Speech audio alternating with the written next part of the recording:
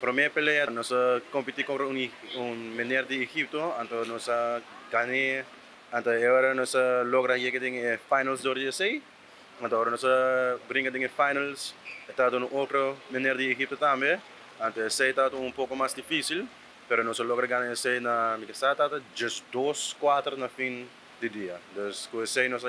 chega ao pódio, nós logra crescer medalha das. Nós logra algo grande, nós cresce medalha back para Aruba para taekwondo. Então, para nós, hopefully, el beginning para hopi más medalla de oro cubin. El reconocimiento como coach fue como una sorpresa, realmente siempre no esperamos un reconocimiento, se reconoce al final de las competencias en la ceremonia, además a los atletas, a los equipos, a los entrenadores, a los referees, y la verdad que nunca esperamos nada, siempre esperamos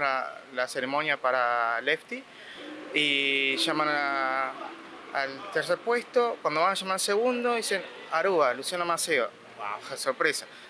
realmente no teníamos esperado eso. Me lo dedicar a medalha aqui principalmente na minha família, porque outra vez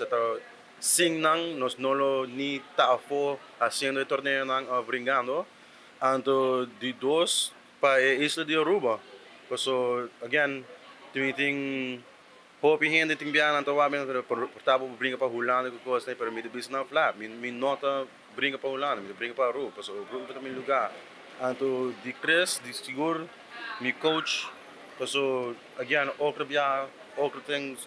nos no por ami no por lograr que ami na hasi, si eno idami, ato ami eno lo hasi of kumbiso bong eno lo ta e fokumi, si eno ta willing para idami, dus tres grupos de gente seguro. Bueno, a todo el pueblo de Aruba, muchas gracias por estar presente en las redes sociales, apoyarnos y vamos por más. Tenemos muchas competencias este año